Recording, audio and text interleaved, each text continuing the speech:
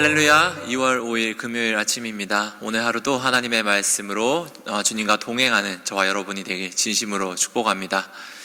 오늘 다 함께 나눌 말씀은 마태복음 10장 16절에서 33절까지의 말씀입니다. 말씀이 조금 길어서 말씀을 부분적으로 읽으면서 다 함께 나눠보도록 하겠습니다. 먼저 16절 말씀을 다 함께 읽어보겠습니다. 보라, 내가 너희를 보냄이 양을 이리 가운데로 보냄과 같도다. 그러므로 너희는 뱀같이 지혜롭고 비둘기같이 순결하라. 아멘. 지금 마태복음 10장은 예수님께서 하시는 강론의 두 번째 말씀입니다. 마태복음에는 예수님께서 길게 강화 말씀을 하신 부분이 5군데 나타나는데, 두 번째가 여기에 10장의 맥락에서 예수님께서 제자들을 파송하시는 상황에 나오는 긴 강화 말씀입니다. 그래서 예수님께서는 제자들을 향한 특별한 마음과 애정을 가지고 이렇게 충고를 해 주십니다.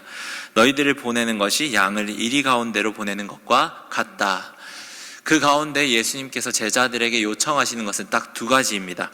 뱀같이 지혜로워야 하고 동시에 비둘기같이 순결하여야 한다.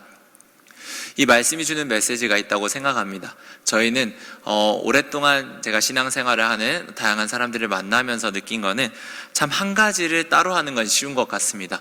이렇게 뱀같이 지혜로움을 가지고 뭔가 살아가는 건 참 쉬운 것 같고, 혹은 반대로 비둘기같이 순결한 마음을 가지고 순수한 마음을 가지고 살아가는 건 참 어느 정도 가능한 것 같습니다. 그런데 이 두 가지를 함께 갖춰가는 모습은 우리 신앙에서 좀 어떤 하나의 도전이 아닌가 생각을 합니다. 뱀같이 지혜로운 마음을 추구하다 보면은 참 순수한 마음을 가지기가 쉽지는 않은 것 같습니다.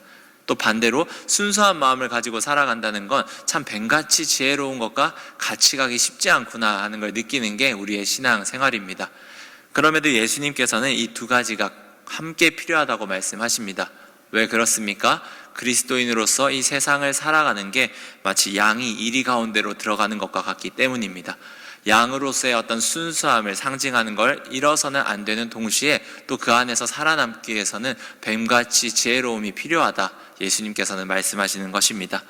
이 두 가지를 모두 갖춘 어떤 성숙한 그리스도인으로서 자라나갈 수 있는 저와 여러분이 되길 진심으로 축복합니다. 계속해서 말씀을 읽어보겠습니다. 17절에서 20절까지의 말씀 읽도록 하겠습니다. 사람들을 삼가라. 그들이 너희를 공회에 넘겨주겠고 그들의 회당에서 채찍질하리라. 또 너희가 나로 말미암아 총독들과 임금들 앞에 끌려가리니 이는 그들과 이방인들에게 증거가 되게 하려 하심이라. 너희를 넘겨줄 때 어떻게 또는 무엇을 말할까 염려하지 말라. 그때 너희에게 할 말을 주시리니 말하는 이는 너희가 아니라 너희 속에 말씀하시는 이 곧 너희 아버지의 성령이시니라. 아멘.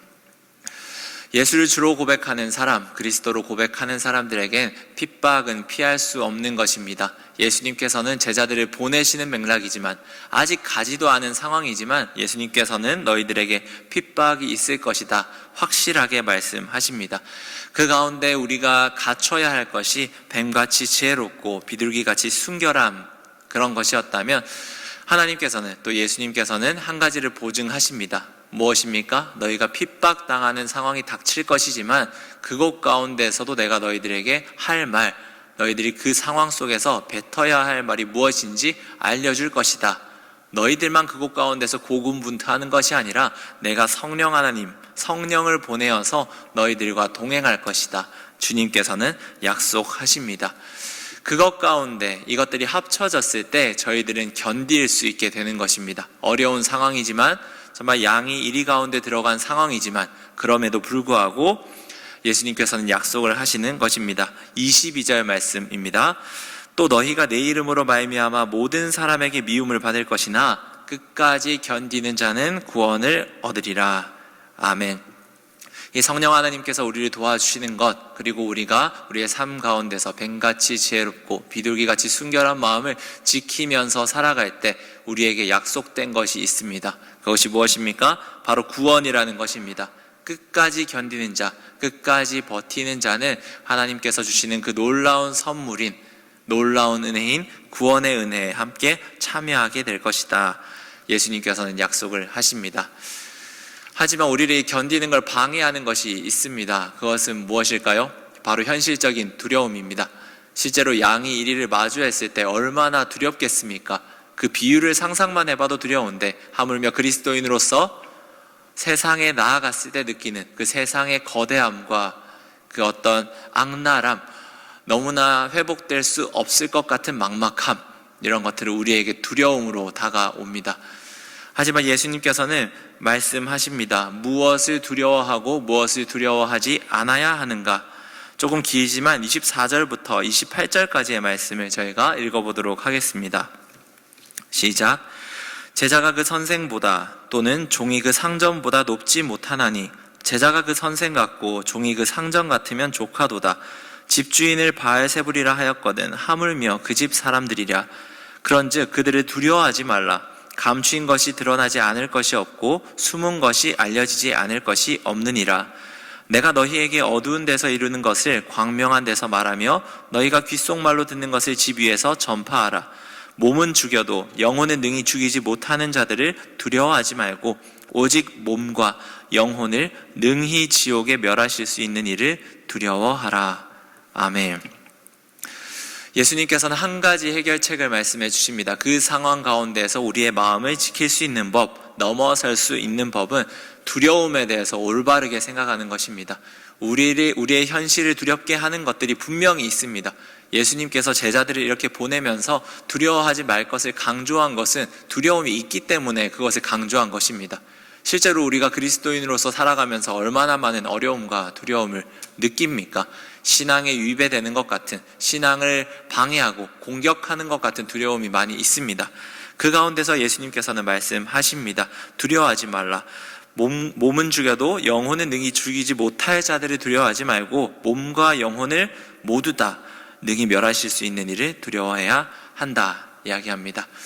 이건 어떤 단순히 협박하는 문제를 우리가 보면 안 될 것 같습니다. 실제로 힘을 가진 분이 누구인가, 실제로 주권을 가진 분이 누구인가, 이건 반드시 기억해야 한다는 것이죠. 그런 맥락에서 우리가 실제적으로 다가갈 수 있는 부분이 있습니다. 그것은 바로 기도입니다. 우리의 현실 가운데서 우리의 두려움을 넘어설 수 있는 방법, 두려움으로부터 사로잡히지 않고 우리의 상황을 조금 더 객관적으로 나의 문제와 나의 삶을 넘어서서 조금 더 큰 눈으로 바라볼 수 있는 실질적인 해결책이 바로 기도입니다. 우리가 기도하는 것이 단순히 소원을 성취하기 위해서, 바라는 것을 뭔가 얻기 위해서, 감정을 해소하기 위해서, 단순히 그러기 위해 기도하는 것은 아닙니다. 기도라는 것은 무엇입니까? 나의 현실을 하나님 앞에 가져다 두는 겁니다. 두 개가 잘 섞이진 않지만 하나님 앞에 나의 현실을 두고 오랫동안 그 가운데서 씨름하며 있을 때 우리는 어떻게 됩니까? 이 상황을 조금 더 넘어서서 하나님의 눈으로 이 상황을 바라볼 수 있게 되는 것이죠. 나의 두려움에 사로잡히는 것이 아니라 조금 더 나의 삶과 나의 감정과 나의 어떤 상황들을 넘어서서 하나님의 입장에서 조금 더 큰 눈에서 바라볼 수 있게 되는 것입니다. 이건 상당히 현실적인 문제입니다. 그럴 때 우리는 이 두려움, 우리의 삶 때문에 나의 관점에서 좁게 봤던 것들, 좁게 봤을 때는 막막했던 것들이 조금 더 크게 봤을 때, 하나님의 입장에서 봤을 때 어떻게 다가옵니까? 이게 두려울 수는 있지만 더욱 큰 두려움, 더욱 더 큰 힘을 가진 분이 우리 삶 가운데 동행하고 계시구나 라는 것을 확실히 깨달을 수 있게 되는 것입니다.